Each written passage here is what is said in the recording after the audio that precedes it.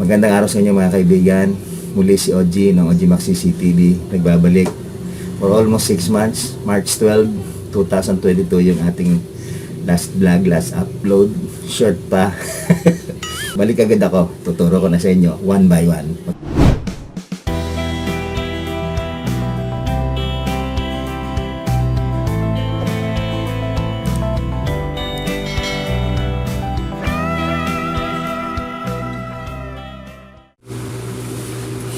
Okay, welcome back. Yan. Simulan natin sa number 1, yung outdoor or indoor camera. So, ibig sabihin, pag sinabing outdoor, self-explanatory naman yan. Outdoor, panglabas. Indoor, panloob. Pero hindi yun ganun kasimple na akala nyo.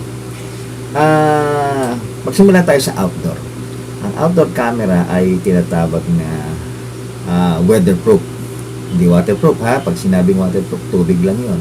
Ito ay weatherproof. Ang ibig sabihin ng weatherproof, rain or shine, kahit siya'y maghapon na naiinitan, tapos maghapon na nauulanan, hindi siya mapapasukan ng tubig, hindi siya masisira. Ibig sabihin, sealed type siya. Kumbaga sa hindi naman siya vacuum, kundi saradong-sarado. Yung mga dugsungan niya, meron niyang may rubber yan, yung mga pinagtornilyuhan, talagang silyado. Hindi makakapasok ang tubig. Actually, meron niyang IP rating.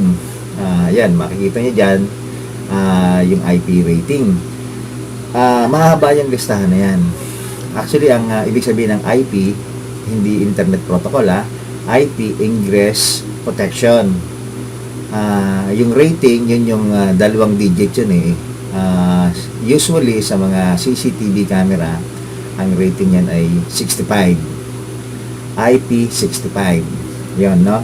So, ang pagkakaalam ko, yung rating na yan ay ginagamit din sa ibang device. Pero for this discussion, i-apply lang muna natin sa camera. So, yung IP rating na yan, mapapansin nyo, magsimula na agad tayo sa IP64. Yung IP, yun nga yung Ingress Protection. Yun namang 6 ay yun yung klase ng protection na medyo mataas na yun kasi 0 to 0 to pag 6 ay may protection na kagad siya sa dust.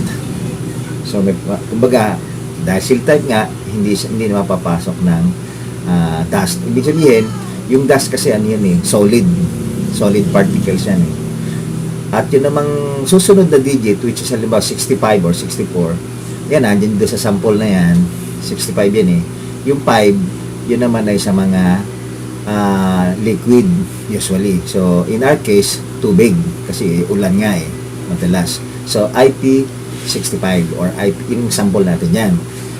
Yung 5 ay sa sa mga water, sa mga liquid. Parang yung pinag-aral natin sa chemistry nung una. Solid, liquid, gas. Pero walang gas dyan. So, possibly dapat meron. Kasi, ang smoke, ano nangyari sa camera? Naubos na ang battery. Dali.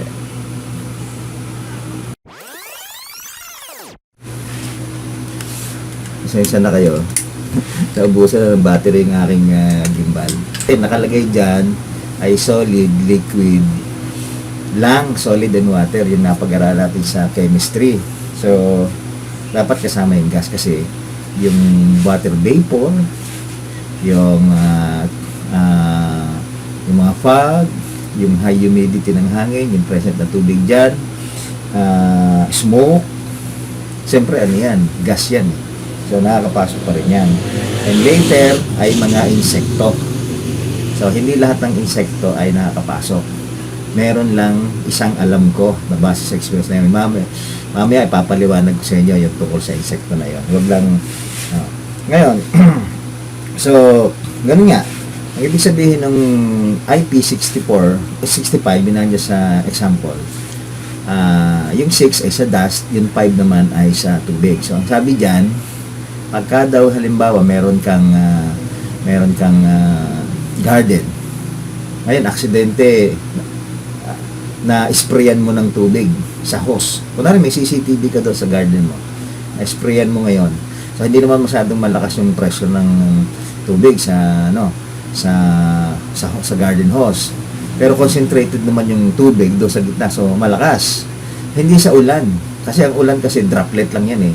Yun nga yung sa 64, IP64, pag ulan lang, kayang-kaya. So pag yun ang rating ng pag yun ang rating ng camera nyo, kayang-kaya. Pag IP65 naman, kaya kahit yung garden hose na may konting pressure. At kunwari naman, meron kayong halimbawa, meron kayong negosyo nyo ay car wash. Siyempre, ginagamitan niya ng pressurized na yung pang spray nila. Ano bang tawag doon? So, aksidente, kunwari, napataas yung tumama doon sa camera. Pero kung IP66 ka, which is normally yun ang kadalasan sa mga camera ngayon, medyo malakas na yun, 66, pero kaya pa rin niya kasi nga 66 na. Kumbaga, kahit malakas na pressure ng tubig, hindi siya papasok. Ngayon, halimbawa, kung siguro may idea kayo, minsan doon sa mga pag may contest ng swimming, lalo Olympics, may napapansin kayo, nakikita nyo sa ilalim yung mga swimmer. So, paano nangyari yun? May camera sa ilalim. Siguro possibly may enclosure. Pero, yung IP rating na 60, may nagano pa. Yung IP rating na 67, para yun doon. Immersion. Ibig sabihin, kahit ilubog mo siya ng 1 meter lang. 1 meter. O within 30 minutes, yan na nakalagay dyan sa chart natin, sa table natin. So, hindi siya mapapasok ng tubig. Basta wag lang siyang lalakas ng 30. Siguro, pag naging 35 minutes, possibly, kasi yan ang sinasabi. O kaya mas malalim, halimbawa, nilubog mo ng 2 meters, 3 meters, 4 meters, siyempre, palalim ng palalim, palakas ang pressure ng tubig. So, may possibility talaga mapasok. Pero, siyempre, sa ngayon naman, sino ba naman magpapakabit ng camera sa ilalim ng tubig? Pero doon sa mga interesado. Pero kung doon sa mga interesado, pwede natin gawin yan. Meron tayong pamaraan dyan. So, tawagan nyo lang yung Audimax Security Solutions dyan sa number na yan. At pwede namin kayong tulungan. Okay? Ang applications ng mga outdoor camera, normally bullet yan eh. Pero meron ding lumabas na dome type na outdoor. Yung bilog siyang ganyan. Yan, papakita ko yung sample yan. Yung bilog na dome type, meron ding lumabas doon na weatherproof din. Pero, most common ay bullet. Pag bullet, madalas ay outdoor na weatherproof. Ang mga applications yan ay usually kinakabit yan sa labas ng bahay. Kaya nga outdoor eh. Usually sa pader, sa poste, pader ng bahay, sa bakod, sa mga service entrance ng bahay, sa mga industrial site naman, yung halimbawa sa mga posting malalaki, ganyan. Kasi nagkakabit din kasi kami sa mga industrial complex. So, kadalasan gano'n, mga industrial grade, hindi yung residential grade. Anyway, basta yun yung mga application. Ngayon, mayroon akong istorya na ikukwento sa inyo tungkol ito doon sa isang customer ko na nagpakabit. Ngayon, ang pinakabit niya sa loob ng bahay ay dome type na hindi weatherproof. Kumbaga sa kwan, hindi siya indoor na dome type na hindi mababasa. Kasi nga nasa loob ng bahay eh. Kumbaga hindi natutuluan ng ulan. Ngayon ang nangyari, nabutas yung bubong nila, may problema pala. Umulan, pumasok ang tubig, nabasa si camera, nag-short ngayon yung connection niya sa power, nasira. So, unfortunately, hindi na siya sakop ng warranty kasi workmanship lang sinasagot ng warranty. Ngayon, ang nangyari, sabi naman ng customer, hindi naman na ninyo kasalanan, hindi naman daw namin kasalanan, willing naman siyang kasi nabasa sabi ko, wala akong choice. Ang ginawa ko, nilibrahan ko na lang ng labor. Tsaka siyempre yung mga ibang supplies na kailangan, siyempre yung mga cable tie, ganyan. Nilibrahan ko ng labor at yung camera na pinalitan namin para sa kanya ay hindi ko na tinubuan. So, masaya na rin siya, nakabigayin kami, naintindihan niya ang buong pangyayari, wala namang may gusto. So, naayos. Yun ang isang problema. So, yung si indoor camera na napalagay sa loob ng bahay, nabasa pa rin ng ulan. Ano? Ngayon, meron pa akong isang tip sa inyo. Ito, magandang tip ito. By the way, bago tayo pumunta doon sa tip na yon, pag sinabi nga palang indoor, normally, yan yung mga dome type. Mapapansin nyo, usually sa mga bahay, pag nasa loob na ng bahay, dome type kasi, hindi siya obvious, hindi bulky, hindi siya malaking tingnan. Pag kinabit mo sa kisame ng bahay, ba sa receiving room, sa receiving area, sa hallway ng bahay nila, halimbawa sa loob ng bahay, normally dome type kasi nga hindi siya bulky, hindi siya obvious tingnan. At saka parang kasamang tingnan pagka bullet. So yun talaga ang choice ng karamihan. So ngayon, ito mayroon lang akong isang tip sa inyo, kusina sa kitchen. Di ba ang kitchen madalas may bubong din yan, considered as indoor yan. Ito lang yung masasabi ko dyan. Pag indoor, ang nire-recommend ko ay bullet na. Bakit? Kasi nga, sa loob ng kusina, siyempre maraming niluluto dyan. Mainit. Hindi naman lagi pag nagluluto lang. Halimbawa, restaurant, di sobrang init. Na kailangan may CCTV rin kasi nga, alam mo na, pasensya na, kasi yung iba, sinasabi nila, baka daw yung ulam nakakain ng daga. Hindi pa ako tapos, nakakain daw ng dagang malaking ulo. Sabi, kasi lalagyan din nila ng camera. So, ang aking nire-recommend sa kanila ay bullet na rin ang gamitin. Siyempre, wala namang ulan sa loob ng bakit? Ito na. Kasi, yung pag nagluluto ka, alam mo, nagsasayang ka, meron niyang steam, di ba? So, tumataas yan, parang ulap. Pag nagpiprito ka, yung mantika niyan pag kumulo, tumitilamsik, tumataas din yan. Nagiging gas. So, dumidikit yan sa lahat ng surface, sa kisame, sa dingding, sa lahat. Pati yung camera. Paano kung ang camera mo ay hindi weatherproof? Di napasukan. May potential na masira. May mga customer na akong nasiraan sa kisame. Mas mabilis masira yung kisame. Yung iba nga halos katapat pa nga ng sa lugaw ko nga nilagay ko dati, beka naman, talagang halos nasa tapat ng lutuan. Pero tumatagal naman siya kasi nga, na siya, bullet na weatherproof. So, isang tip yun huwag niyong i-recommend sa kanila sa loob ng sa loob ng kusina, yung dome type na indoor. Kasi hindi yun tatagal for sure. Ito, meron pa akong isang tip sa inyo, another tip na naman. Yung meron akong customer na gusto magpalagay ng dome type camera doon sa parang canopy ba sa garahe. So yung garahe naman open, pero nasa ilalim siya ng parang may bubong. Tapos so kung isipin mo, hindi nga siya mababasa. Ngayon hindi din advisable yon. Bakit?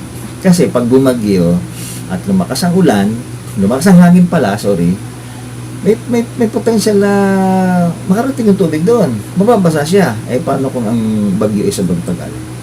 Di nabasa, napasukan ng tubig. So, yun ang isang magiging problema. Bakit siya? Kasi, isipin mo, hindi siya abutin. Pero hindi, malakas nga hangin. Hanggang kisan nababasa So, sa labas, wag na talagang gumamit ng kahit po sa nasa ilalim ng kisame o nasa ilalim ng garahe o may canopy, wag na. Ang gamitin nyo lang talaga ay outdoor. Okay? So, tip yun. Ngayon, ito, babalikan ko yung tungkol doon sa insekto.